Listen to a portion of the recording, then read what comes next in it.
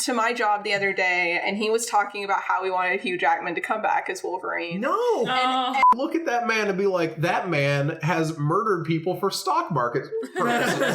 Like, that man... As have we all. There is almost no reason to love him in episode 5, and by golly, there's almost no reason to love him in episode 6. he's just a baby. You how many films have you actually worked? Like, how many have we worked on together?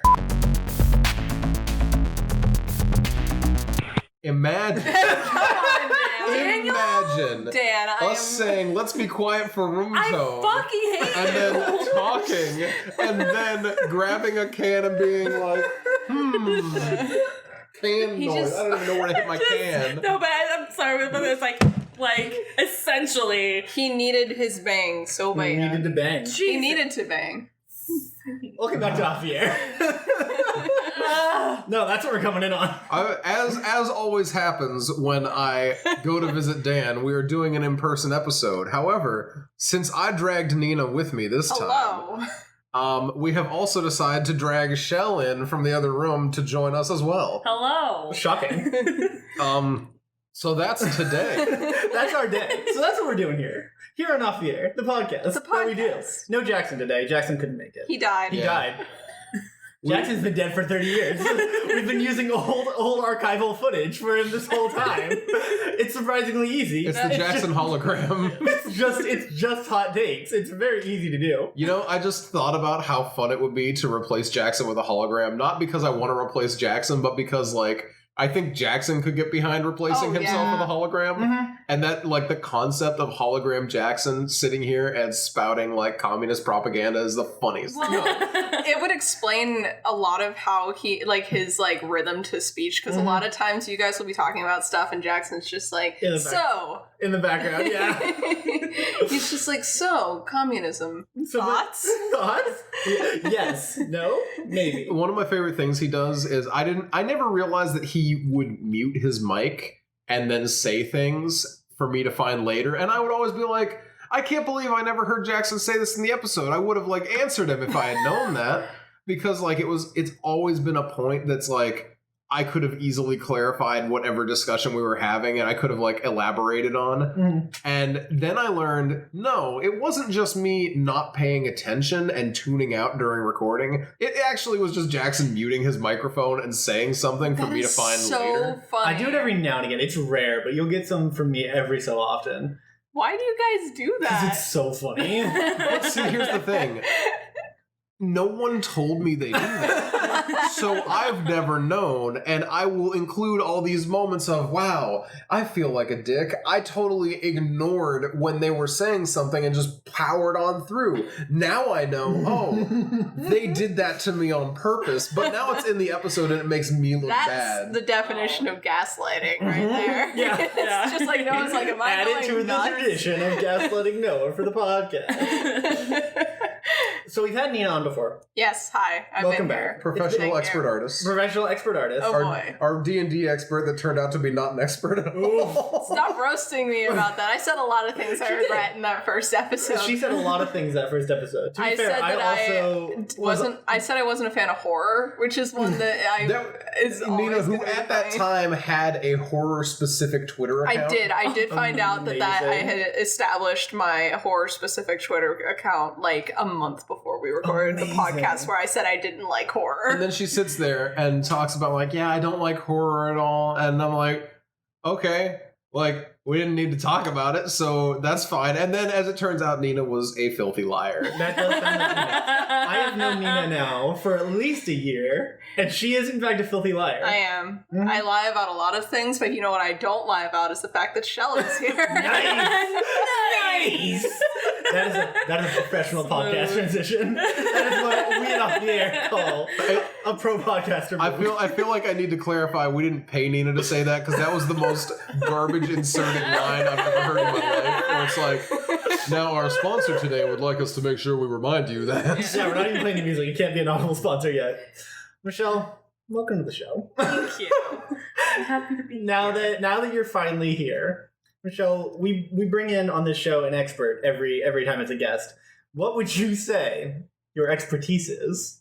I wish I was funny enough to come up with something that was Like just as good as just saying he off the stabbed wall. people for a living. Yeah. Because that was like absurd. Right. That was incredible. Daniel played me that clip, but It's yeah. very good.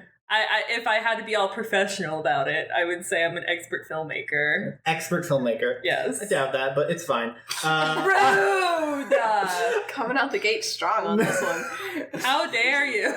Michelle, the expert filmmaker, who has how many? What are you at now? You how many films have you actually worked? Like how many? How many have we worked on together?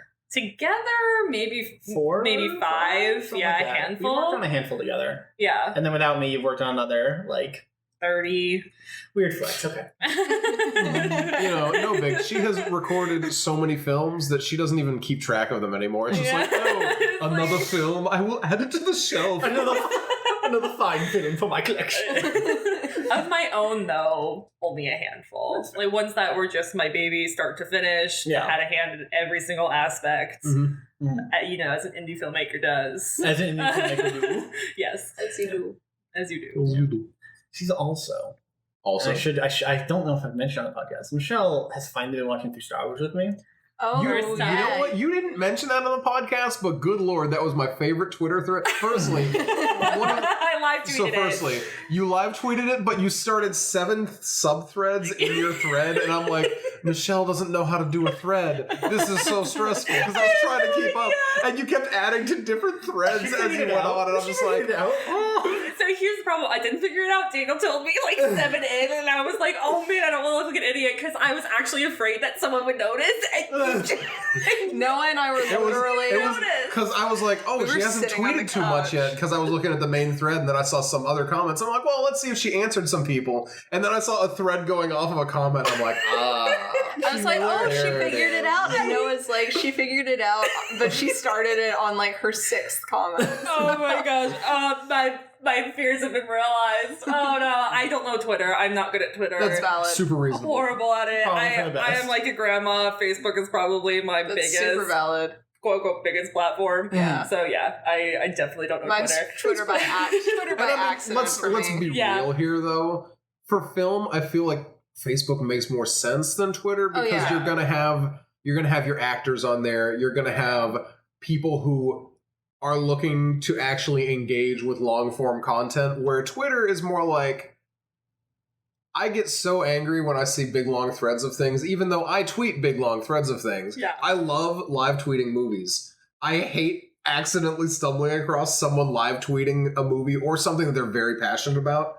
It's like a 9 tweet thread. I'm like, why? Unless are I you know them doing this to personally, me? because Emma live tweeted Hereditary. That was very good. That was very good. See, like stuff like when I know what's happening, if it's people I know, I'm like, yeah, good for them. But when I come across that by accident, Oh, I'm just man. like, who liked this? My- That this came on Yeah. my timeline. My whole Yeah. feed yesterday was the PS5 release. Yeah. And yeah. I was so sick of it. I was like, people were like, what's this music playing? It's a bop. Oh my gosh, look at this thing that this person said. And I'm like, dude, it's not E3. It's not E3. It's not E3. Like at least if you're gonna live tweet an event, you gotta hashtag it. Mhm. That way, Yeah, that's that right. way I didn't know what the people hell was you're going talking on. about. I was like, what are you talking about music? And then the rest of my feed caught up, and I was like, oh, it's the PS5. I used to like. There was this guy I knew who would live tweet football games on his Facebook. He would Ah. like live post things, and it was just like, No, that's bad. yeah. And I'm just like, firstly, Facebook is not the place for this. Secondly, no. Right. Nobody cares that much about your football game. Yeah. I don't know. Like I I get, certainly don't. I get that there's people that care a lot about sports. You know, I'm not gonna try and sit here and be Mr. Oh, sports ball, ho ho ho, because I get it. That's annoying. Mm. But like, there's a reasonable limit. Like, you can post 2 posts in a single day about the football game that you are watching that day. I Yeah. think that is reasonable Yeah, enough. absolutely. Maybe 3 If if you something sprinkle a crazy meme in there. happens- Or if you got your I'm going in to watch this football game, you got your oh man, this is a crazy football game, and then you got that was a crazy game. Like those are your whole that's it. That's all you got. Yeah, you're allowed to do that, but You cannot say, that was clearly a fumble. And I'm like, what game are you watching? Obviously, I know your team, so I can assume what game you're watching, but, like, what are you doing? I feel like if you're going to do that, just do it as a like, you could do it as a Facebook thread in the same way that you can do it as a Twitter That's thread. exactly what I've always thought, is, like, you just keep commenting on your own post, but here's the thing. People don't check that the way that they check Twitter, though. Like, whenever whenever I post see stuff on people Facebook, that do that, shout out to Rob, actually, Lil Milk's manager. He does that, and every time I see it, it throws me off. I'm like, what? Oh, yeah, it's kind of like Twitter. Okay, it's like a Twitter. Because I do that on Twitter all the time, where I'll make my punchy sentence that works by itself, and then I'll elaborate underneath. Yeah, because it's comedy. That's the thing. Like, people don't want to see an explanation in the joke. No, you gotta. They just want to have the joke, and if you get it, you get it, and if not, it's in the comment. Yeah. But like, I never realized how little I like the aesthetic of that on Facebook. No, it's until I started seeing it. So like, it literally is completely different. Like monster. The one I don't get is Insta. I have never understood Instagram. I have friends who do really well art-wise on Instagram, and they're like gaining followers, and they're constantly updating, like, oh my god, guys, thanks for so many followers. And I'm like, how are you doing this? Yeah. I've been stuck at 600 for 3 years. Me too. Yes, I've been stuck in the 600s for years. I do know a little bit about this. My brother's wife knows Instagram really, really well. Yeah, she does. It's Instagram and Pinterest. She is like amazing with. She doesn't get. We've talked about this because she's like, I don't get Twitter even a little, and I'm like, it's because we're very different people, but we studied the same kind of stuff, so we're both very good at social media, but we both have our personalities fit different platforms better. Yes, yeah. And then the easy way to build a following on Twitter is you post your stuff, because you don't need to hashtag stuff as much as you do really on Instagram, don't. Right? Because once you have a community started, unless you're looking to draw new people in, your community will handle everything. Anything that you need to add, you add in the comment. Yeah. But like, your spread will be directly affected by like your people who are like, oh, I like this, and they spread it out. Whereas Instagram, you have to bring people to you. You can't. People don't spread the good word of you for you. Right. That's why fan art is so much more successful on Instagram so that's why I'm not successful on Instagram, is I literally never do fan art. And then when people follow me for fan art, they find out pretty quickly that they're gonna not they're gonna be disappointed. It's like once in a blue moon do I do something timely. Yeah. And at that point it's just like, I make sure to mention it in the post. So I'm like, wow, me posting fan art? It never it's more likely than you think. I feel like the meme culture on Twitter is also much stronger. Like, memes I feel like don't land as well on Instagram because it's its own. That's the thing. Like, Instagram, I exclusively use for memes. My Discover page is all memes and webcomics, and it's the best thing. But Instagram meme culture is very different from everything else. So is Tumblr, though, too. Tumblr's meme culture is also its own beast. Oh, that's so Facebook is just Facebook is just this weird conglomeration of everyone else's. But like, for memes, on Instagram, there's like, there's like 5 people who make memes, and then there's other people who just upload things from other places. So it's no better than Facebook. But then you got like, I'm a huge fan of white people humor, because that Kevin Flynn is one of the most insensitive, funny people I've ever met, because he'll post something that's just like awful, and people like, and then in the comment like that he tags the photo, and he'll be like, in quotation marks, oh my gosh, Kevin, you can't joke about this, it's terrible. It's like, nah, it's a branded deal with whoever, and let me tell you about their great product that they're paying me to say this with. But then he like, that's the thing that's important, is all like, they all like have their rules that they follow. So like, I know that I'm never going to see this guy go too far, but he will make jokes about a grandma falling over in a shower. And it's like, Instagram meme, it works for Instagram memes are exclusive to specific accounts. Whereas Twitter, it's like, you get one viral meme tweet, it does nothing for your following, and you move on from there. I guess that is the big thing, isn't it? It's like, you got your creators, and then you got trends, and they're like big separate things. Because it just reminds me of Jackson the other day being angry that a TikTok meme has made its way onto Twitter. Yeah, he did get mad about that. Why? We were hanging out, and he was like, Well, here's the thing: the TikTok meme is an audio meme. yes, That goes Which along one? with a caption. yes, It's It's the when X does X, IDK. I've never experienced Read the book. it. Oh, You know, okay. like, You know. Okay. so like Jackson's that he contributed was when Ernest M. Hemingway gets his arms cut off. IDK. I can't read. Sounds like a Jackson. Yeah, it sounds like a Jackson. Yeah. And then you put that along with the music makes me lose control thing. So that's like I had no idea that was a TikTok meme. Because the first time, Jeff's been making them exactly on the Twitter. first time I registered seeing that was when JoJo goes on his bizarre adventure. IDK. I've never seen the show, and it was just like a screen cap of an anime. I don't even think it was JoJo. I don't remember, and I don't care. Yeah, it was just like it was funny, but then. Jackson, I don't think he realized Jeff had made any of these. He just started laying into people who take TikTok memes away from TikTok, and I'm just like, that's just memes, dude. Yeah, That's how memes spread. cross-pollination, yeah. It doesn't matter where it starts, it'll end up somewhere. But also, I get being elitist about where your memes come from because I've 100% done that about something. I feel that way about Tumblr. That's super how I feel valid. about Tumblr. No, it's super valid. I'm on Tumblr pretty consistently, and Tumblr sucks. I mean, all social media platforms suck. First, like, let's get that Okay, out. They're all Tumblr garbage. and Reddit are the worst. Tumblr and Reddit are real garbage. Yeah, because they're both Probably Good. the The best. issue is Ever. that Tumblr is the most toxic people on the left, and Reddit's the most toxic people on the You right, right. That's though. fair. And then you get like, because as soon as you say that, you're going to find people that are like, You what do about this have community? What about this right-wing community? Tumblrs Yeah, and left-wing Reddits, Absolutely. but they're both also the worst. Yes. Mhm. They aren't like, oh, just a moderate person on the other side. It's like, no. They're Burn it Nazis. down. It's absolutely just like It's the actual just worst of the Nazis, worst yeah. on Tumblr. Mhm. Yeah. Reddit is just 4chan light. I wouldn't go that far. No. But I don't agree. hate it. I just don't know that I'd go don't that far. hate Reddit.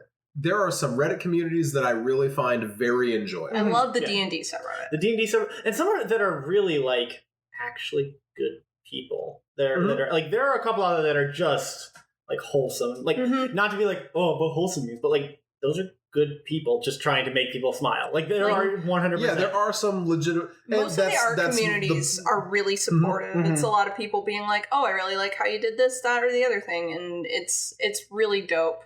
But then it's like everything else. Yeah, that's Mhm. fair. That's super fair.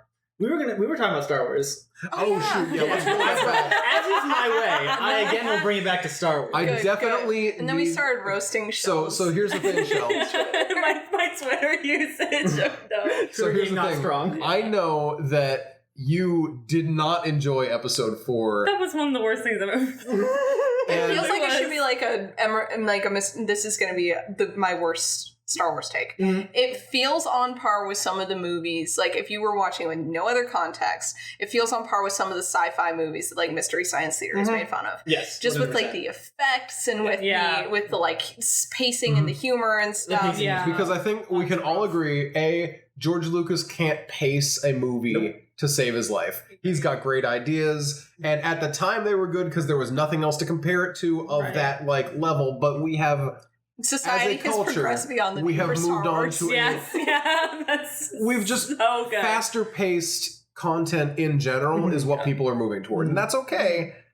But it does make some movies that are objective classics not Hold on. good. The Yeah. only genre that doesn't apply to for me is westerns because westerns are so Westerns, built yes. on that Mhm. suspense. They're a slow element. burn Yeah. in a good Mhm. way. Noirs too can be that way. Like Yeah. old school, any classic detective movie. Will Yeah, hold up. exactly. And see, like things like that, when that is what is baked into what their entire being is, it will work. Like that's why so many And old horror movies yeah, I was work gonna say too. horror would be the other one. Is because even if someone hates slow burn horror, Mhm. there are enough people that still love the genre of slow burn horror. Yeah. Right. That old movies, they'll be able to look at that and be like, these effects aren't that great, but man, I really like this movie still. Well, horror relies a lot on practicals too, which helps. Oh, used yeah. to. It used to, It but that's used okay, those to. old ones. Those And old that's ones why did. I like the old horror movies more. So I am a big fan of practical. The practical effects make those movies hold up way more than they have any right to Mhm. a lot of the time. Like, so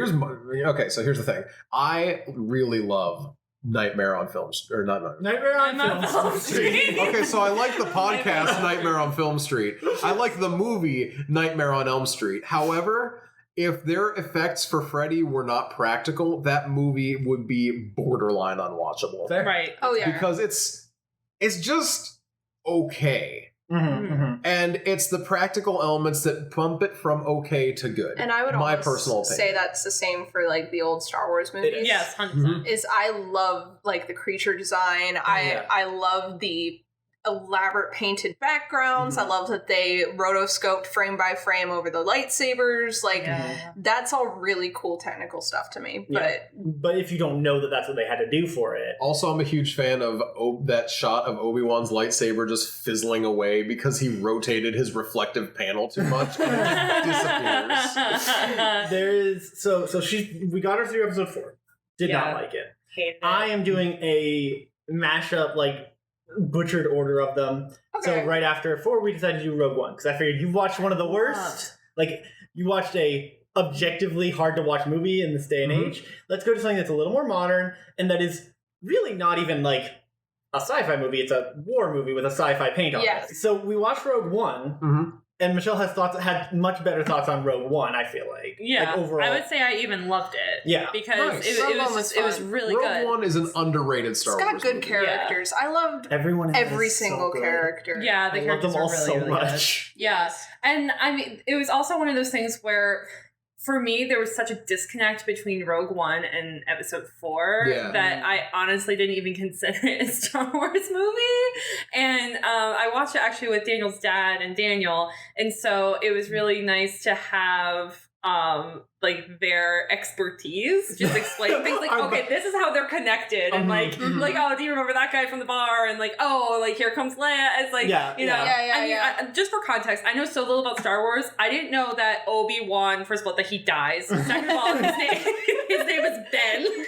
Third of all, well, you know, it's like a thing. I thought that like Ben Kenobi. like, oh, that Ben Kenobi. I was cracking up, and you know, I the thought name that like that never gets mentioned again. No, it never gets But mentioned they, again. for some reason, named their kid after that name. Spoilers. God, she hasn't gotten that far. Yeah, that's okay. But like, and I literally thought that like 2 characters were the same person. Like I didn't know that like valid. Obi-Wan was different than Han Solo. I thought that they were the same person. I had no idea. I know actually so little. It's so upsetting. And you know what? Like In I know hindsight, nothing. Han Solo is just so abrasive. in that movie. No, he's just such a ridiculous. dick. There is no reason to love him in episode 4. But I did. And I love him so much. there is almost no reason to love him in episode 5. And by golly, there's almost no reason to love him in episode 6. He's just a baby in episode 6, though. He He's is. like, Leia, it's okay if you want to be like, Hey, oh, he's a baby. I would love to, but she's gotten this far. I feel like Okay, she just fair needs enough, to fair like enough, ride fair around. enough, So here's my thought. I almost would say that for a non-initiated Star Wars person, the original trilogy is worse than the prequels. Yeah. 100%. No, that's As much as absolutely people for will sure. shit on episodes 1, 2, and 3 because their CG can be a little wonky and some stuff's a little their dialogue is who lad, but they are so much faster paced. they're better paced, And they almost feel like a better introduction to the world than They assume you know a lot less. and that was kind of my thought. Is I was thinking. I went back and forth a lot on whether or not I should just do them slam through in order, like in chronological, like what not order they came out, but like in what order they take place. Yeah. But I figured I almost felt like she had to start on episode 4, if for no other reason than it is the beginning. It is. It literally only goes uphill from there. It only goes up. it does. Yeah. It does. I always get angry when people hold episode 4 as one of their favorite Star It's Wars not movies. good. 'Cause I'm It's like, not. But It's why? Because iconic. episode 5 is great because you got the freaking walkers in it. Episode 6 is okay. Because but- reasons. Yeah. Well, and episode 1 has that freaking pod race scene, which is the coolest thing, and you got all the robots. love that. The robots are so Episode 2, you have a lot of CG clone troopers. But you have and that's Sam not that great. Wessel, who I But, loved. yeah. I don't know that whole. You opening got scene. my good boy, not Boba Fett, but almost as good. He is a good boy. That's like a bitch. And then you know, it's like, and episode 3 brings everything together in like An okay objectively way. a fun way. Yeah. It's not great, but it's fun. I think it is you Fun know? is a weird way to phrase that. It's a acceptable way for what it's much like episode 9. It's disappointing for the build up, but it's what they have. I think. Yeah, but I like episode 3 a lot more than episode 9. Yeah, episode 9 was hot trash. The prequels are Can't also. wait for you to see that one. Yeah. Oh man. You will have. You will not like it. I bet. But that's the last one you'll watch, so it's okay. Oh, just in general, it's Yeah. the last Mm-hmm. one. Yeah, Okay. unless you want to watch a TV show, Oh my which I gosh. would love to sit you through. It was so funny because at the end of episode 4, Daniel just goes, "Oh, only 10 to go," or however much, and I was like, "Whoa!" I was offended. It I is was like, absurd. "How?" It is absurd how we've gotten to this point because, like, it's not like the freaking Marvel Cinematic Universe where everyone knew that was what they were getting into. That's When fair. by the time that like Thor came out, everyone was like, "Okay, we know that this is going to be a big thing. Yeah. We're just going to have to like." Yeah, be the involved with." only clue we had for Star Wars was when George put out the second one. He's like, "Yeah, this is number 5." Yeah. And everyone's like, Whoa, "Where's wait, the other hold 3, George?" Where are they? And he's like, I'm not making them. Actually, JK, I'm making 12 of them. Actually, JK, Yeah. it's gonna be 9. Nope, back to just 6. We're done. I love the fact that he had like scripts out for like vague script ideas for like Script 12 outlines. movies. 12 movies. And that man had the gall to say, "Well, my ideas for the first 3 movies, they're more than I can do with today's limited technology, so we're just gonna have to wait." Which I respect it because like if that was real, the things If he that he had did been in right, the first but the 3 first movies 3 really felt were like things that he could not have done Yeah. with what he had. That's Okay, fine. yeah, of course. However, I how don't dare think you he- I tell don't me you think have he 12 waited- of them? How dare Yeah. you? I don't think he waited long enough to do the prequels. Honestly, yeah. I feel like if he did them today, they'd be much better and much stronger and a lot less. Product of the time scene. Yeah, thank you. Yeah. So here's an issue I would have with that. If he waited, Star Wars would have been dead and gone because Star Wars was almost Gone by the time one came out. gone by the time they brought that stuff out. Which I gotta say, I'm still. I feel that way about Avatar. Yeah. Like Yeah. the film. Mhm. No, not the like, series. the film. Yeah, the film, not the They're series. like, oh, Avatar 2, and I'm like, nobody cares. No one cares. Nobody cares anymore. Yeah. Oh, I thought we were still talking about I thought we were talking about the Shyamalan Avatar film. No, not Why that are we one. talking about Yeah, it? not Avatar. Avatar: The Last Airbender. Avatar. James Cameron's No, Yeah, it's James like- Cameron's Avatar. Yeah, it's like no one can name like a James. single Why character. are you exactly? Why I are can you name the giving me- main boy because I know the Jake Sully. I was like, Jake. It's a J name. I was in 8th grade when the first one came out, and I remember the Seattle. It was at the time called the Experience Music Project. It's currently called the Museum of Pop Culture. They had an exhibit on Avatar that they had this thing you could walk into that would do motion capture, and it would put you into a scene on Na'vi, and Cool. it was nifty. Compared to Disney's new Avatar thing, where it's we're tourists on the Na'vi planet that has been completely imperialized and colonized, and it's ugh! Yeah. Maybe don't praise that one. Maybe that's not a good thing. Maybe that's the whole point of the movie is that shouldn't happen. It was so cool as a kid to be like, ooh, I'm in the movie. Yeah. So that was my good experience with Avatar, and then I hadn't seen the movie. Then I watched it, and I was like, this is just Pocahontas, and I'm bored. Yeah. So I Doesn't even have watched. good music. I watched that movie twice in theaters. Wow. Well, because my dad saw it, and he's like, "This movie is gorgeous." So we Which went, it is. and It is. I saw it with him in 3D, and then I Ooh. went and saw it with another friend in 3D because that is the only way to watch that movie. Valid. My dad liked it. He bought the movie. We watched it once at home, and we have never watched it again because it does not hold up to a home viewing experience. Yeah, no, exactly. And 3D is definitely dead now. Like you never see 3D. Which makes me films really anymore. I feel like we were talking about VR the other day, you and I, and I feel like it'd be really cool to do a VR Avatar or something. That would be really That would be cool. really cool. Even if it wasn't. I don't know how. here's the well. thing. Even if it wasn't, because here's the thing, right? Theoretically, right, you can get the exact same 3D effect, simulated by putting on VR goggles and then just playing it on essentially a projected screen within VR. If that makes any sense. Mhm. Yeah. Essentially, you put on the headset, you are now sitting in a theater, Yeah. and I feel like that's how I would love to see a lot of Gotcha. old made for 3D movies do something like that. Yeah. That actually would be really cool. I would that'd be like that pretty a dope. lot. Because then you have that. Well, because even if you're just using your phone, there's so many ways to just do VR on your phone or whatever. Even then, then you have an option of yeah, I own the base movie. My phone really isn't great 3D, but it's better than no 3D, which is what I have now. Because they had the 3D Right. TVs for a while, and those were gone in like a year. Oh, those I remember were that. such Oh a my flash gosh, I in the forgot about pan. that. Yeah. Nobody wants a 3D. Does anyone have it anymore? I feel Yeah, I did that on the elbow ladder at slap. work the other I just day. bashed my elbow in the wall, Slammed it's it right fine. into the thing. So like, here's the thing: that like 3D was such a weird gimmick because it was a gimmick when it first happened, and it died because it was not that great, and they gimmicked it too hard, and then they brought it back, and they're like, now we're going to use it to force focus and give you a little bit of depth. And I'm gonna be honest, I hate forced focus on my stuff. It makes when me there's- ill. Like, when there's I get no, physically I don't. sick. That doesn't happen to me. But I'll be like looking at someone in the foreground, and then I'll see someone in the background that I feel like I need to know what they're doing, But you can't. and I can't focus. focus on. When it's in a that's movie, frustrating. it doesn't bug me because I don't have that depth illusion going on. But man, in a theater Or in a video game. can well, see, in a video game you don't get blur at a distance. You is the can. thing. You can. Inquisition and some A lot of cutscenes. games, let you do it. Some games will do it, but it's not nearly as common as like a camera simply not being That's true. able to focus on everything equally at once. Yeah. Yeah. And I feel like it, like you said, it was a gimmick. It died. That's the blue and red died. Yeah. Then you got this kind of, for a little bit, you had almost like, it wasn't what we have now. You had those goggles that were, the glasses that were not the plastic ones. They were still paper, and they were better than the blue and red, but not as good as the ones we have now. And I don't know what that was actually called, but that was like in the 3D TV era. And now you have the current, like there are still movies that are made in 3D, and I do enjoy going to see a good 3D movie. I would have There loved are to see certain- Spider-Verse in 3D. Like, We saw, we saw it in 3D. It was amazing. I cannot imagine don't remember if I did or how not, cool 'cause that that's would how be. it, like, All the looked. colors and everything just like kind of popping Well, out. and it pops in like it does that. So Spider-Verse does that really nice, like the color drift thing. I don't know. Oh, I definitely did do it in 3D at least one of the like 4 viewings. That's not enough. Those are rookie numbers. A lot of it was like looking at like some of those like holographic like comic books that you have, because like there's a lot of comic book effects in the movie, so having like the pow or the bam like kind of offset from the background was really cool. It was really, really cool. See, that's a really tasteful way to do that.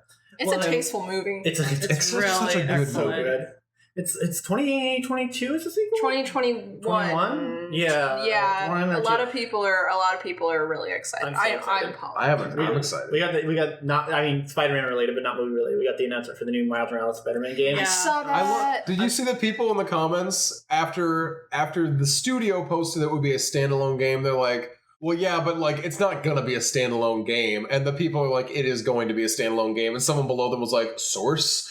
And it's just like, well, why the official Insomnia Twitter. Games says that it's going to be that. Why are people upset that it's going to be a standalone? I think they wanted it to be like a DLC, right? Like for the Or not even a DLC. I think they just wanted it a tied into the main reskin I feel game. like it would be better as a standalone. Like, people don't see this is going to be like a hot take, but I remember when Miles became a thing, and everyone was kind of like, this is a diversity grab, and I think a lot of people are still in that mindset where they're like, Miles isn't a real Spider-Man, which upsets me because it upsets me too. Wasn't he originally the Ultimate Universe Spider-Man? He was the Ultimate which Universe is Spider-Man. like the Ultimate Universe is anything but a diverse. Like that series It's a is mess. dark. I absolutely hate the Ultimate Universe. The only good thing that came out of it was Miles. It That's why literally he got was ported Miles. over into the main line. Yeah, it's because he's different. His motivation is different from Peter's. He is the first. All other alternate universe Spider-Mans were always just Peter, and then all of a sudden Peter or female Peter. Yeah, exactly.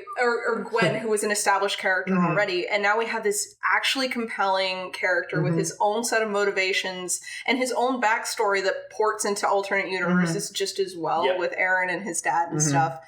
And like, but people still are just like, oh, Miles isn't the real He's not, Spider-Man. hashtag not my Spider-Man. Exactly. I think it's really neat having like such a different Spider-Man, because you know what blows? Oh, Peter Parker, an orphan adopted by his aunt and uncle, and it's like, oh, and then his uncle got shot. Okay, cool. Now we got the basics out of the way. Let's do something new with Peter. It's like, well, why do we always have to start with the baseline same origin story? Also, Miles having different powers is cool as hell. I love Miles having different powers. I think that's a nice touch. And actually, that was one of the things that I noticed in the like trailer for the new game, is that they definitely have brought those over, and that's going to be really exciting. Nice. I just feel like also that's another reason you can't just reskin it. He doesn't have the same moveset. Like literally, like you can't just make, oh well, we're gonna give Spider-Man the black suit, and now he's a Miles, and it's like, well, he's not the same though. Well, and I feel like even down to like the way they interact with the world, like they both still have that same quippy energy. Yeah, but like. But the quippy energy comes from two very different places. Exactly. Like, and they both have that, like, oh, I don't, like, they both have that. They're both very smart. They're both very smart, and they're both garbage piles as far as, like, keeping their life together. They just cannot for the life of them. That is one thing I am very happy that they will always continue to drag between all the different Peters. Yeah, and it's just a mess. He's just a mess. Yeah. But go figure, getting superpowers didn't make your life better. Shocking. In fact, it made it worse. Much worse, objectively. Actually, I think that might be the best thing is, of all of the different characters in comic books, Spider-Man sits there and is just like, yeah, funny story. My life was a mess, and then I just got less sleep. Yeah. Well, and like even with like, I guess spoilers for Spider-Man PS4. Like Spider-Man PS4, like one of the core things is he gets evicted in that game. Like he gets evicted because he doesn't pay his bills. Like that's so funny. This poor boy. This poor garbage pile boy cannot keep his life together, and I think that's like the fun of Spider-Man. That's what makes Spider-Man so lovable, especially in this day and age. I feel like he's a very relatable. He is, hero. and I like that Miles is a different kind of relatable because it's not like he doesn't have a loving family the way that Peter kind of had May, but like other than that, he had a really rough time with like relationships. Miles, on the other hand, for the most part, like. Was kind of a popular kid, like he was out here, and he's still a mess though because I love that because being a mess isn't something that like is always based on circumstance. Some of it is, but some of it is definitely not. But yeah, I'm really looking forward to this new game because one of the big things is the voice actor for Miles and the face model and everything. His voice acted Miles across a bunch of cartoons. Oh, that's cool. So he is like, you know how Phil Coulson is the same actor and everything. And everything, James J. Jonah Jameson. Miles is turning out to be that same kind of thing where it's like we have our Miles. We have our Miles. I love that so much. The Spider-Man PS4 did really well with all of the like character models because Jameson is just like it's the same Jameson, obviously, but the guy they used for Osborn is like literally the character model is so heavily based on like the old Sam Raimi Spider-Man. Oh yeah, Osborn, and it's amazing. Osborn's will always. I'm gonna be honest. I've always liked Raimi's Osborn more than Defoe, right? Yeah. Defoe as Osborn is so much better than that weird.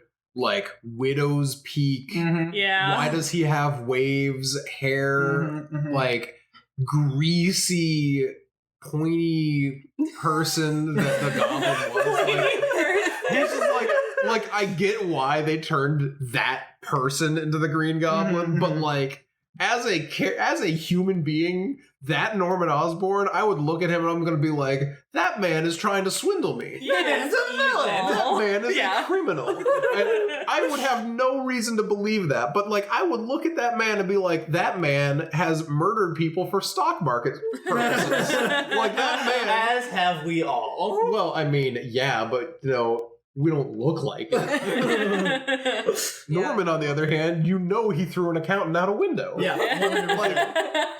Fisk is the same way, I feel like. No, 100. Yeah. I was just thinking. See, but that's the thing. I love that about Fisk. Marvel's Daredevil is my Daredevil's Fisk favorite. Is my favorite Fisk, and I feel bad because like the other Daredevil could have. His Fisk was good too. Do you remember him? I do not remember. So he was Black Fisk. Ooh, and it's just Fisk. Like the character transcends race. He's a big, huge, tough guy that just beats people up. It really works. No matter what you want him to do, he always will work, and that's great. He works really well in every iteration I've seen him in. And the only bad thing is that Daredevil the movie was so bad. Yeah. It was what made me and Jeff talked about it a lot, and it's what made me realize what good filmmaking could be, because I never realized I had never watched a movie without a middle before until I watched Daredevil. And it's like, oh, this movie has a beginning and it has an end, but by golly, there is nothing in the middle. Who needs a second act when you have a great first and last act? Duh. Like, I remember such vague details. I remember Bullseye being this weird, like, forehead implant man. I remember him killing someone with, like, a paperclip. Was Elektra in the Daredevil movie? She was, and then she was not connected to the Elektra movie at all. I was about to say the Electric movie. Which I did see, and that was very, very bad also. It was horrible, but it came out in like 2003. All and female-led super movies at the time. You know, were just see, like, here's the thing, you know? No, but I loved it. You know what's a better movie? The Halle Berry Catwoman. What a And that movie's yeah. that movie's so bad. It's entertaining. But holy shit, it's better than the Elektra movie. I like that we're getting some good like female-led superhero movies now, or at least comic. Okay, movies. so let's rewind that. We are starting to. That's what I meant. Yeah, we're starting to. Well, no, like because what they've put out is some of them are shaky at best. I enjoyed Captain Marvel. Yeah, I didn't hate that. It was It okay. Yeah, but it I like was Wonder okay. Woman. it was Wonder Woman was good. amazing. Yeah. I've never seen Wonder Woman, but I've heard nothing but good things about it. I found it to be really good. about as good as Outside of their ambiguous time period that they tried to set it in. Yeah, Birds of Prey was amazing. Birds of Prey was not a good movie, but it was not. really But it was. a When I fun say movie. amazing, It was so I don't fun. mean it was a good movie. Yeah, I mean I enjoyed being Like, in the theater. Yeah. As far as like the three movies This is like the fourth that time we we've brought watched Birds of with Prey on the Jackson. podcast. We watched what did we watch? We watched Birds of Prey, Underwater, Fantasy Island. and Fantasy Island. Of those three movies, I would buy Birds of Prey. Birds of Prey was I might, if I found a good deal, I would buy Fantasy Island and Underwater, but like I would not go out of my way for that. Mm-hmm. Birds of Prey, I would actually seek out to I am purchase. actively keeping an eye out for it where I work because we've gotten the Blu-ray a couple times, but it's gone immediately. Mm-hmm. Really? I'd love Yeah. to see the special features for that one. Me A lot. too. That's one of those ones. It's a very practical looking it movie. like it is. It Also, is. is a very low budget movie. I feel like the biggest effects would end up being like the backgrounds for everything. I Well, feel yeah, like especially all- like the Well, the carnival explosions. and the explosions. I feel like some of those explosions are definitely. They're backwards. they're The one where There's a lot of that explosions. truck. They blew that truck. Oh yeah, they drove that truck No, into they that plane. 100%. Like they definitely did. Yeah. Okay, so you want a fun story about Birds of Prey? What you got? I have 3 siblings. Mhm. 2 of them went to go see Birds of Prey thinking it was PG-13. It is not. It was but here's not. the thing. The And nice this thing is it's not PG-13, but it's literally pretty much just for this the is what language it is and for a the little bit of language. extra violence. My mom Yeah. called me and she was like, so how was I'm like, oh, we went to go see Birds of Prey. She's like, oh, how was it? Sammy and Lily went to see it. I'm like, oh, it didn't even occur to me. I was like, oh, it was really good. You know, she's like, yeah, they got home and they were like, there was more swearing in that than I thought there would be in a PG-13 movie, and they looked it up and it was rated R. And Lily's like, well, I guess I've seen my first rated R movie. But it literally, Amazing. that one and Baby Driver to me are only rated R for The fact that Baby Driver is rated R is a. That blows my mind. It's To be fair, they Isn't there just some to nasty say- bone breaking in that movie? There's There is. some That's true. there's some bone That's breaking. true. There's the whole The trunk. Yeah. Ooh yeah. what's the thing, like the rebar through the Yeah, that's true. Oh, yeah. Yeah, they Yeah, straight up I remember murdered that. Kevin Spacey. they Oh, also yeah. do that. I wasn't even talking about Kevin Spacey. It was She was talking Jamie about Foxx. Jamie Foxx. Mhm. Yeah. Man, Jamie Foxx was such an insane person. I loved him in that movie. And yet not the most insane person in that movie, which was fun. Fair. What? They set him up as the crazy guy. Then it turns out that John Hamm's character. John Hamm is I don't know that I off would his damn say. rocker. I don't know that I would have said John Hamm was a crazier person than. Than Bats, because Bats is Really? really just out here murdering people for fun. He's See, like, that's the I'm thing. gonna go That's get a true. pack of gum, and he shoots. That's true, but I'm more scared of John Hamm I than would I be am of more- Bats. Yeah, I love but if everything that John I Hamm keep is in. John Hamm and his Yeah. like girlfriend in cocaine, then they're gonna be fine. That's as true. long as I don't mess with their flow of life, Mhm. they could not care less about me. Yeah, that movie was so good. I kind of hope it never gets a sequel. I don't think it should. It shouldn't. It should. I don't think Why? Edgar Wright said Doesn't that he had do- been writing that movie for 21 years. Yeah. Like he had been working on it for He- 21 years. Yeah. I think I've mentioned on the podcast. There is a Michelle and I actually found the music video way before we watched the Oh, movie. the inspiration for Baby Mhm. Driver He- video. Yeah, he worked on a music video, Blue Song, and I'm blanking on who it's Blue by. song, yeah. And it is literally just almost not literally shot for shot, but very, very, very close. The It is that intro. opening To that opening chase scene, Mhm, that- which is up to the part where they drive away. Like it is just him Super sitting in the good. car, jamming the hell out while he's waiting for Love that song. for the rest of everybody. was it the same song? No, No. not the same song at all. Okay. It's but it just based off of there's a story that Edgar told where it got awards for that music video. At a festival. It was at a festival, and he sits down next to JJ at the time, and JJ leans over and says, "Hey man, this could be a full movie." And he's like, "I've got the script ready to go." Yep. Yeah. Like Ansel Elgort was still a baby. He was such a baby. He was like he literally would not even have been talking. No. And now he's like this like face of this movie. I think that's so cool. I love it. I love it so much. Well, that's how I feel about a lot of the new Star Wars too. Yeah. Is that like everyone involved in the new Star Wars is young. Like, and same with Tom Holland too, for his new Spider-Man stuff too. It's like he's like baby. He's our age. He is right now. the best Peter that I think we've ever gotten. The best Peter and Spider-Man. I loved because Toby was a really good I have a problem with Peter, but he was a bad Spider-Man. Yeah. I heard Andrew Garfield was a good Spider-Man, but a bad Peter. Yeah. And I really feel like Tom Holland is him. a really perfect package for he is. like when he's Spider-Man, you don't think of him as a kid at all. Whereas like for Toby, it was a little hard to forget that's a baby in there. Yeah. It was like it's still Tobey Maguire. Yeah, but then like I love that Tom Holland does the voice when he's Spider-Man, and he's like trying to, which fits his Peter as well. He's like, okay, I gotta like, if I'm gonna be a superhero, I gotta sound like.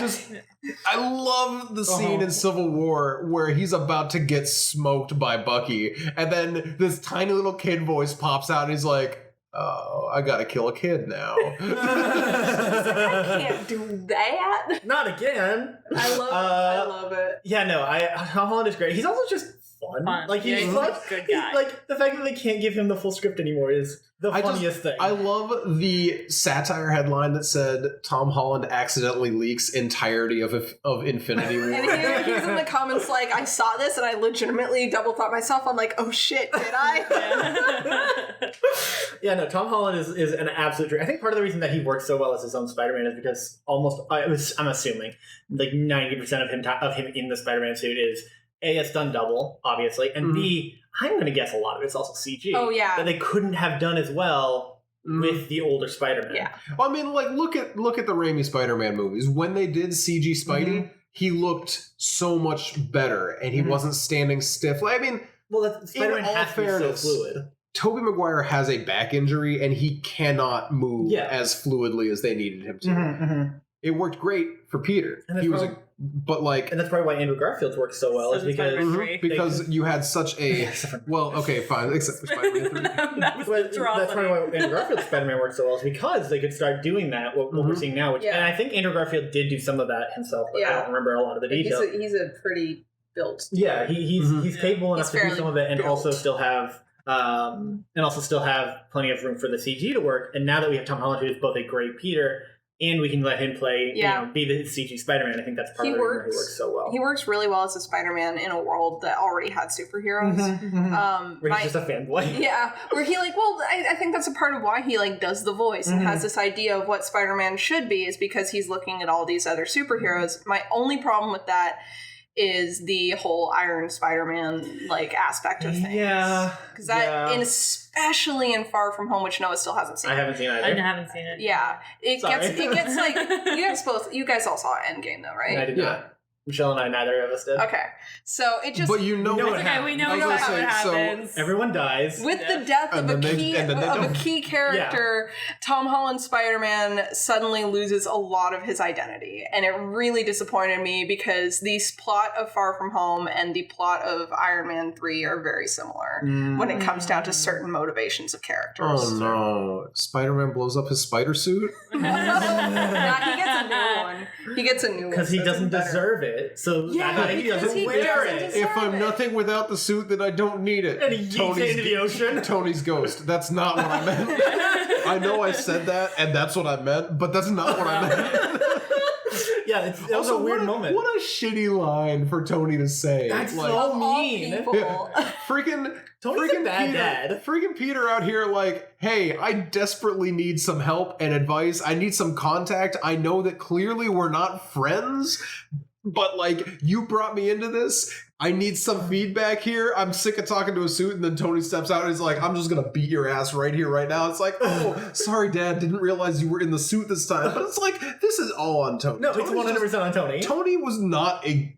He's like, a bad father figure. I understand Tony was a little bit busy with other things happening. No, However, there's a scene in that movie where he is talking to Pete he's just on the at He's at a party. He's just at a party, hanging out in like with some rich like in the, I think it's implied it's like in the Middle East or something. I thought it was like in like India. Yeah, a colors in Dubai again. Yeah, something like that. And, like, help your boy. It's like if you're gonna set this kid up, you need to take. It's like with great power comes great responsibility, but at Tony, not Peter. It's like you gave this kid a weaponized suit. Yeah, and like then he was doing fine by himself as just your friendly neighborhood Spider-Man of like, oh, here's where you get to these and that. Like he was doing a great job of minding his own business until Tony came in and was like, hey, I'm gonna make you an Avenger. Because and I need you to settle a fight with my best friend. Exactly. He's like, I need you to fight my best friend and your aunt, though. But why she's so thick though? Noah, why Aunt May so thick though? I'm gonna be honest, that was really weird and I did not like. I liked it. I as far as, understand young Aunt May making so much more sense than Aunt May, Grandma May being like, oh yeah, my sister, your mom, who I am 38 years older than. Right. And Old Aunt May only made sense in Spider-Verse because Peter's an adult. Yes. Yeah. Also, she was not related to Miles. And just like, and it worked.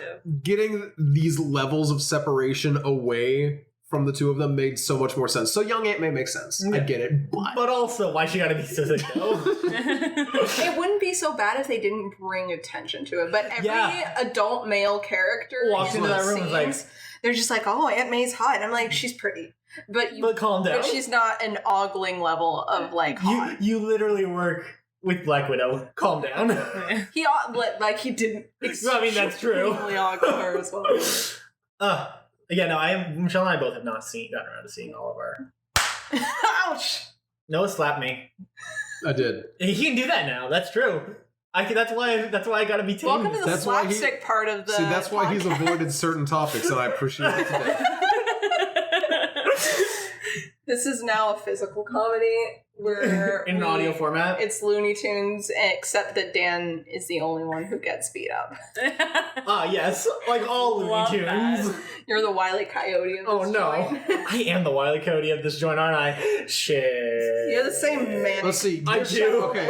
So you're Wile E. Coyote, but what does that make me in Jackson? Jackson's the Roadrunner. Jackson's definitely the Roadrunner. I wasn't sure if Jackson's the Roadrunner or if he's Yosemite Sam. No, because I think Sam. I don't know, man. I think on a given day, Jackson is a Yosemite Sam. Yeah, but I think that on an average, like there's more. Because I don't know that I would call him Roadrunner over Yosemite Sam. I don't think I would assign Jackson Roadrunner. He's a pest, and so is the Roadrunner. I don't know that I would say this. This poor boy isn't even here. Okay, so pest is maybe not the right word. Instigator. Yes. Yes, he is. The Roadrunner is a massive instigator. Yosemite Sam just wants to go back and blow up the mountain. Jackson is more like the Bugs Bunny to your Yosemite Sam. Ooh, I'll take that. Because my favorite. Does that make him Daffy? Because the answer is yes. Oh yeah, 100%. Oh yeah. No, my favorite. I don't know. I think if we're going in that thing, then I'm Sam, you're Daffy, because Jackson definitely says things to needle at you. That's fair. More than he says things to needle at me. And then you guys both by golly, that's true. By golly, if there are not, I mean, what is this? Episode 98. There are at least 90. Let's see, -2 Jackson only episodes, -5 Jackson wasn't there. There's at least 80 episodes of Jackson out here purposefully saying things to antagonize you, where after we finish recording, he'd be like, yeah, I mean, like, I don't always believe everything I say, but it's really funny to see Dan get really worked up about something that I couldn't care less about. I need to meet up. Are you kidding? Daffy. Yeah, that's super fair. That's absolutely super fair. It was so... When he told me that, I'm like, oh my gosh, what a long con he's running. Dan does not even know. But it also reminded me of the, I made them think I was an idiot. Yeah, exactly. I was just going to say. It was just a joke. Joke's on them. I was only pretending. Oh my god. Which, I don't know. I don't know. I have mixed feelings about that because on one hand, It's big sibling energy. On one hand, you would do it, but on the other hand, I have tried over the last couple of years to move away from that. Which is much as possible. honestly, it's a good thing to move away from, in my opinion. It really does come into that joke's on them, I was only pretending. And that's, if you can't stand up for what you're saying, don't say it. And that's not a dig at Jackson. This is not what that is. Because if Jackson and I were actually going to disagree on something, he would come at me with it. Like, he's got his opinions backed up, and he will also back down if it feels like you're getting too into a thing and you think he's too serious. He will back down and say, guys, just so you know, it's only a joke. Yeah, and I do appreciate that, but I also feel I do like there's a reason that I go so ham on the sandwich thing. Exactly, because even if it's you better watch what you're saying, man. Even if it's not something big talk for a man in slapping range. Even if I'm not going to sit here and be like, yes, obviously all of that is 100% accurate and true, I'm at least going to stand by it to the bitter end. Oh yeah. Yeah. I will die on every hill. Noticed. For sure. You put me on a hill and that is my hill, I will die there, and that's People okay. still bring that up, like, on my Facebook, because I so posted funny. some art of Noah flipping out, and one of my friends... And Noah is one of the funniest pieces of art. I'm so very happy with how that turned out. I love it so much. One of my friends in Washington, though, has been continuously tagging me in things. She tagged me in a post that was a Pop-Tart in a bowl of Chef Boyardee ravioli, and she said the most ambitious crossover of all time. She'll do that, and then she'll be like, show this to Noah and tell me how he reacts. I'm like, dude, just friend Noah. Yeah. Like, stop dragging me into Well, you know why? She knows she's not going to get me to react if she just keeps sending me things like that. I will just start ignoring her. Oh, yes, the true master play. Yeah, that's fair. I've ignored people for less. That's fair. That's fair. Michelle, hi. You've been quiet. You've been a bad guest. Okay. Actually, I'm kidding. It's a joke. I was actually thinking while we were going off on like Marvel and Star Wars, I'm like, yes, an episode where we can bring Shell on, but we aggressively talk about things that we I've don't never need her here seen. for. Well, also things I've never seen You've or seen some Marvel. something. You've seen enough that you're seen more than Jackson has, which is Really? like, yeah, Jackson. Jackson despises Disney and superhero movies. What? Which is valid. It's valid for, I but wouldn't I be think into it if it weren't for the comics being my childhood. Yeah, but I also think part of it for him is like a superiority thing. Like he wants to feel better than people. But like that's just a lot of. See, well, on his one hand, I agree, but on the other hand, he has held this opinion since I met him. And he is correct. Like objectively, we should all hate Disney. Disney is a garbage company. I'm done with superhero movies. I was done at Endgame. I think Birds of Prey is going to be the last one I see until into the second. I was gonna say I'm going to continue to watch Spider-Man movies. Yeah. I like Spider-Man. Spider-Man is fun. I don't like any other member. Logan. Oh my god! Since before Logan, I didn't even watch Apocalypse. I was gonna say I watched Apocalypse in theaters, and it was. Days of Future Past was really good. Yeah, I enjoyed that one. Did we watch Days of Future Past together? No.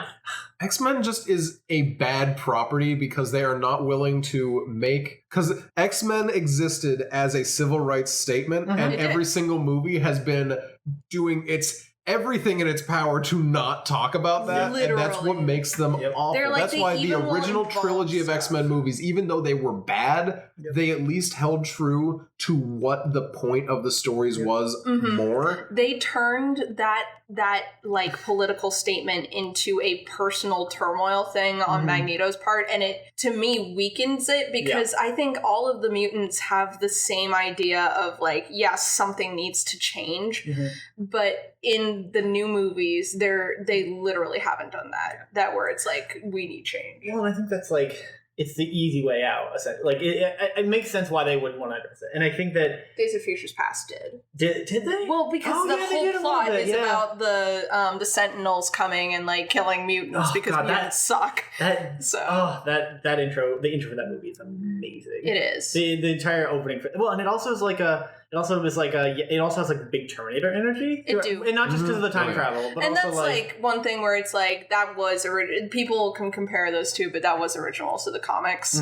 My big thing when that first came out, and then the reason I didn't see Apocalypse is because Apocalypse and Days of Futures Past in the comics are very similar arcs. They're both time travel-y, alternate universe-y. Logan is the only one who has carryover between two universes. Can we just not have Wolverine in a movie anymore? Can that? Oh I my love God. Wolverine. A but customer came in Can we just not? to my job the other day, and he was talking about how he wanted Hugh Jackman to come back as Wolverine. No. And all my other employees didn't want to engage with all my other employees, all my other all your other coworkers. employees, All yes, the your other employees. all the other employees, all my coworkers didn't want to engage with him too much because engaging with comic book nerds can be stressful. Yep. But I was like, I'm not taking this. I was wearing my Wolverine shirt, and I'm marched up, and I'm like, I think.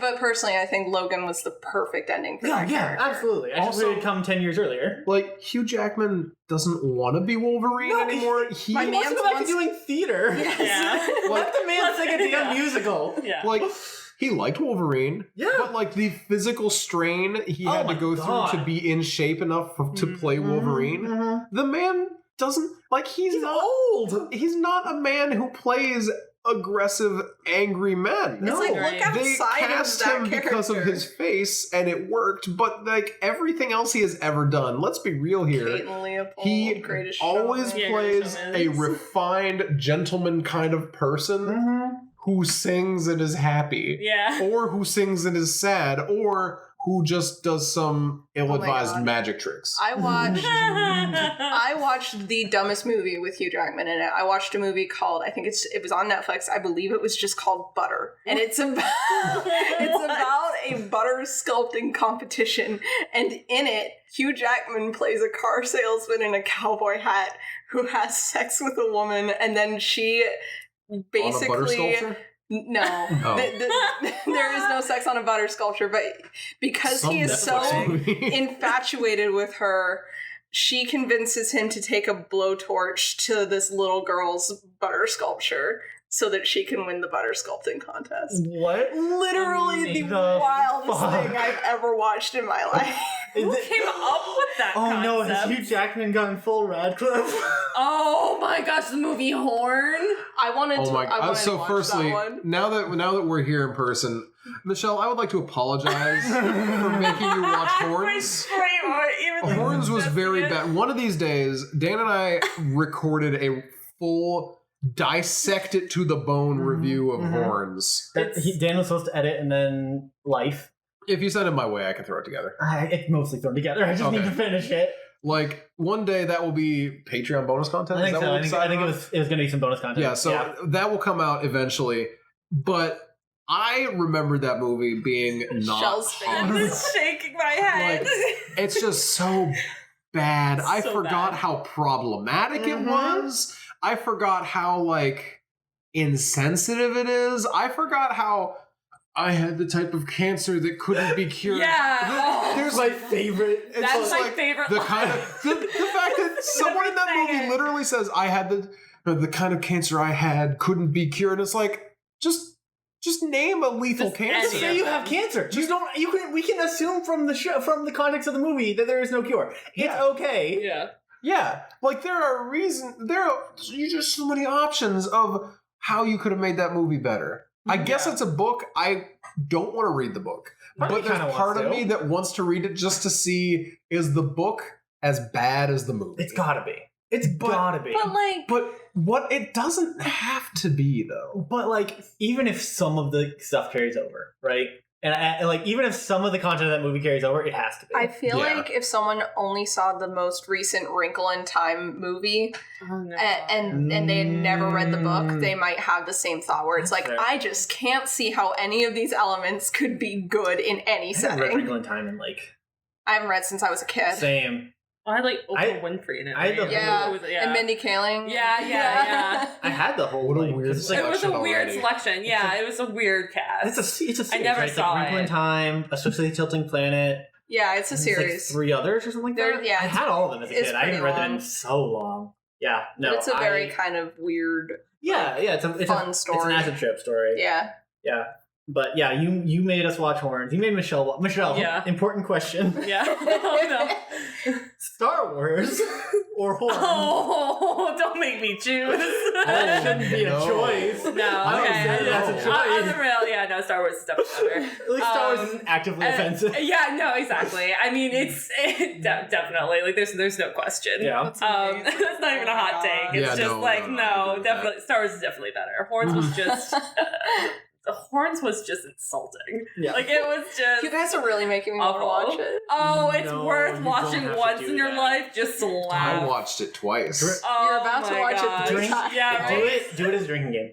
Yeah. Make a drinking game out of it. Yeah, no, seriously. If you were watching it, like, high or drunk or something, that would be hilarious. Yeah. I bet. Yeah. Because I feel like it would be a lot more palatable, and the parts that suck would, like, glaze a little better. Yeah. Which is what you really want with that movie. Yeah. You don't want to... What's the plot? I don't even, You know what? No, I'm going to summarize this one off stream. Yeah. Okay. Yeah, because it is... It's bad. rough. It's bad. Michelle... I trust you guys. Yeah. We're coming up on the end, I feel like. And I would love to give you a chance to, like... Actually talk about something that you care about. Like, because... As we mentioned earlier, you put out some films, you do things. We would tell us a little bit about yourself before we cut you off and say the episode's over. Well, I'm a filmmaker, as we've established. Okay, you nailed it. This. One of my latest films, The Farmhands, I filmed it in South Carolina. It was a mother-daughter duo. My mom wrote it, and I co-directed it with her, and it was an awesome experience. And it's a period piece, and it was one of the most ambitious things that I've done to date. And if you ever want to see it, it is on Amazon Prime. There you go. Just to get that plug in. It's just The Farmhand from 2019, and it was awesome to do with incredible people. And I would do the experience a million times over, which we might actually have the opportunity to do. We might actually turn into a feature, which would be super awesome. Because it is 42 minutes. It's, it's like, it's bordering, like, this is like weird in between. Short films go. So you have yourself 25 minutes onto that, and that's your average horror movie. Yeah, exactly. Yeah. So, I mean, we're looking to possibly just, backtrack on it and turn it into a full-fledged feature, which would be really awesome. But yeah, there's, unfortunately, because of the pandemic, there's not much else going on right now in my life as far as filmmaking goes. Mm-hmm. But you do have your artwork. I do have my artwork. Do you want to talk about your artwork? I have an Etsy where I do sell, I make 100% duct tape art and designs. They're really cool. They're so cool. I love the style of them because I love that kind of pop art style. Yes, and the uniqueness of the duct tape as a material is just so cool. Thanks. Yeah, and I do a lot of charity work with my duct tape. I donate half my proceeds to Homefront in New Jersey. It's a homeless shelter, and they do really good work there. So I do have an art exhibit coming up in October with that. There you go. So that's really, I'm part of an art exhibit where the proceeds do benefit Homefront again. So that's really incredible. And yeah, I don't know. I guess I do have like a lot going on. You always do. It's like, I have nothing going on because of the pandemic, but I have this. You always around here like, I'm not doing anything. I'm like, bullshit. That's a big move, though. Yeah. It always feels like when you're doing stuff that like is like your passion, sometimes it feels like, well, I've been doing this for forever, so it's really not that big of a deal. And so everyone's just like, yeah, it is. Yeah. Yeah, so I've been doing duct tape art for 10, 11 years. Even my prom dress was all duct tape. Ooh, I have to look at that. I have to see that. It is really cool. I'm already hyped. Thanks. Yeah, no, it's such a weird medium, but I don't know. I don't even know why I even started it. I think it was one of those things where I was in camp in like 8th grade, and I'm like, oh, duct tape. I used to make duct tape bracelets for all the kids. Like they thought I was the coolest thing ever when I was a camp counselor because I could like make the duct tape bracelets out of patterned duct tape. Yes. So yes. Oh my gosh! And I mean, the biggest question I always get is, is the designs painted? Like, do people think I like paint on the duct tape because they don't realize that there's prints that exist? And it's like, no, like it's really cool. There's so many different patterns now, and I mean, I think at one point I had over 100 patterns. It was ridiculous. Wild. I might still. If someone came into our house and our house was raided by the FBI or some shit, they would go under our bed and they would find like 200 rolls of duct tape, and it would be the most uncomfortable thing to explain. Or even when I check out somewhere, like I'll be at Walmart and I have like 50 rolls of duct tape, and it's just like, what are you doing? What could you possibly need that much duct tape for? And it's like, that's none of your business. Yeah, right? It's just like, I'm just not going to answer that question and just let you use your imagination. Not always the best move. It's super awkward, but honestly, it's fun. It's very cool. Thanks. I think it's really neat though. Yeah.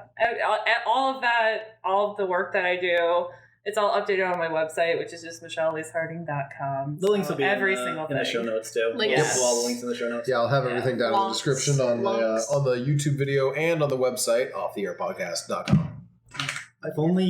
If only people could go somewhere to see the podcast. You thought I was going to turn it into an Audible plug, but I wasn't really sure what you were doing. Because that's the same. If only someone could read the podcast. And I'm just like, what? How are you going to read the podcast? Emma's fan fiction is pretty close. That's true. Did she actually? I don't want to call her out. No, don't. Nah, she never ended up going on with it. I think she started. It was one of those things where you run out a little bit of inspiration to do it, and she wasn't really sure how to bring some of the ideas around. Which is super fair. And it's one of those things fun. where I happen to know she's doing a lot of really cool stuff. Like, and yeah, I know we're prepping to do a D&D podcast. After we finish, we're doing a pre-written Baldur's Gate one right now. But when we're done with it, I already have my character done. I know some other people have their characters done. We're really excited for it. So she's every spare moment that she has is either working on her player character for another campaign's backstory or the world building for this upcoming podcast. So it's just a lot, Yeah. A lot of not currently visible work, but I hate that. So much work. I hate that so much. Suck? That's why I'm. It's like, yes, I'm very busy. Oh, really? What are you doing? I can't tell you. If I tell you, that puts an expectation out that I will get it done, which may not be true. I feel attacked. How dare! I invite you into my home.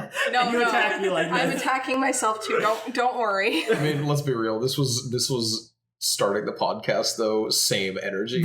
Honestly, yeah. Just like, hey, I want to do a podcast. Yeah, cool, let's do a podcast. And then that went on for like a year and a half, and then we finally did it. Then we did it, and now here we are. Coming up, we're still close. Like, I keep thinking we're closer to 2 years than we actually are. And I don't. We're very close. We're so close because you are very Dude, close. We're like 2 weeks. We're like, but I've been saying we're like 2 weeks away for like a month. Okay, but okay. So episode 97 came out last week. 98. This is 98. So we are literally 2. We are 1 to 2. Yeah, so we're 3 weeks away as of recording because we are recording a little in advance on this episode. Who does that? I know, right? Disgusting. But we also we're trying to balance things out so that we can actually continue to live social lives because I'm going to be honest, I did not realize how much I missed talking to people in person until I got to see people in person on the day that we hung out with Jackson. We hung out with my friends Carly and Amanda. Carly, who has been on the podcast. I had band practice that we went out and hung out with Carly and Amanda again. I literally spent time outside of the house for 11 hours talking to people. It was the nicest thing that has ever happened in my life. It was so much fun. Really? That you're gonna stand by that? The nicest thing that's ever happened, huh? Okay, let me go back. It was definitely it was absolutely. But it was like, it's in the last several months. It is easily the best thing that has happened. Yeah. I would even say this year. That day was one of the nicest days. You got engaged, my dude. What are you talking about? You're just digging the hole. I got engaged, and I had to wait on a phone call before I could get engaged for hours because someone wasn't available, and I had to. It was a stressful day for me. Don't expose my mother like this on the And that's the end of the episode. And no, we got plugs. We do have plugs. Do you have anything else that you would like to plug? Anything at all? Socials, website. I know you already said some of this stuff. You said website. My website, it just has everything on it. I'm Michelle Elise Harding on every platform, so if you just... Isn't branding beautiful? Yeah, when you're able Oh, it's so lovely. I feel so attacked. I really wish that I hadn't you're screwed trying. up my I'm so actively platform. trying. I'm so close. Yeah, no, I feel that. But yeah, and it's also MichelleEliseHarding.com. So just everything's Michelle Elise Harding. Cool. Yeah. So you can get links to everything that you've like talked about. Like, not that we let you talk much, but your things. No. We can find that all through various links on your website. Yes. So or in the definitely. Well, yes, but like specifically, if you're doing something like listening on iTunes, there's no show notes. Really? No. That's stupid. I don't think there are. I'm pretty sure there are. I mean, there might be, but there's no hot links. I know that for sure. What a revelation. So, check that type of stuff out. Nina, you're the other guest, technically. Technically speaking. Why is that technically? No, I really am. I literally am. She just is, yeah. I am Nina Wolverina. Nina, like my name, Wolverine, like the superhero, but with an A. To add to my Wolverine rant from earlier. But I do art and stuff on Twitter, Instagram, Facebook. Those are my most active platforms. So Twitch every now and then. Twitch every now and again. Trying to be more like on top of that, but yeah, but it's hard, especially now that I'm like doing my work in two stages, half of it like on the couch and half of it on the computer. So we'll see how about that. Sure. Dan, anything you would like to plug? No, nothing at all. Nope. Thank you, Jackson. But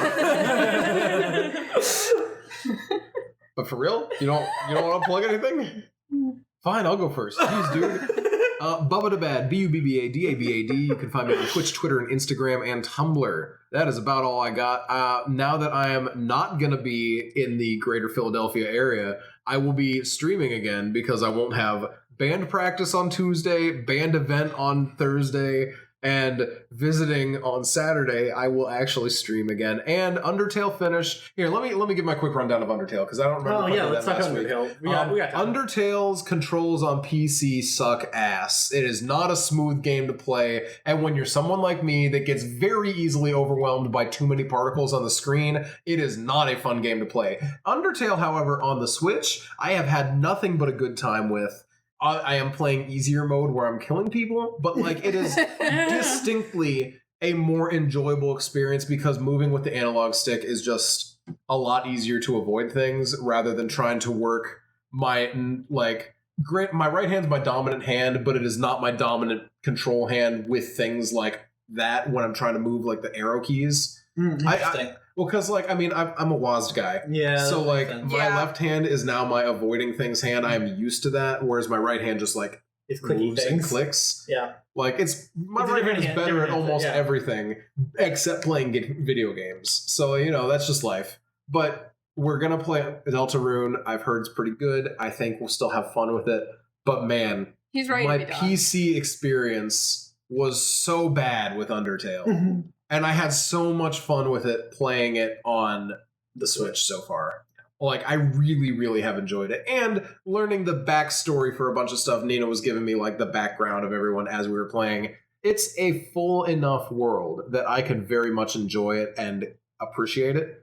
It was so miserable to try and play through that. He was such a baby on stream about it. He was such a baby about it. I was there. I was not a baby about it. That game was just the most frustrating piece of media I have touched in a very long time. That is all. Noah's bad at video games. No, we're going to have a podcast.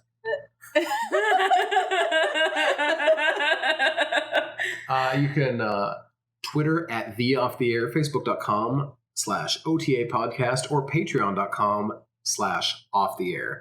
If you want to support us monetarily, that is the best place to go. However, if you'd rather support us, but you don't want to throw money at us directly, or if you're poor, well, I feel like that goes under the don't want to throw money at us directly. No, you can want to throw money and not have money to throw. Well, yeah, well, there you go. So if you don't have money to throw, that's really freaking reasonable. No one's working right now. There's not a lot of jobs to be had. So, firstly, just go ahead and tell your friends about us because we are here to do the old word of mouth spreading thing. I don't know what sentence I just tried to say. None of that made sense. Wear a mask. Avoid spreading off the air. Word of mouth advertisement is the best way to introduce new people to this. However, another great way, bump us up in Apple's podcast analytics by going to Apple Podcasts and giving us a 5-star review and writing us something. Mm-hmm. We'll read it on air. If it is not like offensive, we will read it on the air. We reserve the right to say we're not saying that. Yeah, pretty much. So yeah, big thanks to everyone who listens and supports. If Dan really doesn't want to... Big thanks to the guests. Yes, big thanks. Does Dan really not want to plug I'm genuinely was just going to let it go. Okay, fine. Dan doesn't want to plug anything. Thank you very much, Nina and Shell, for coming on the podcast and having just a great time with us here. Thank you for engaging in our Star Wars... Marvel. We went on a lot of topics. Very nerdy today. But vaguely film related, most of it. So it was sort of on brand. Yeah. Thanks. Bye. See you guys next time. Or not.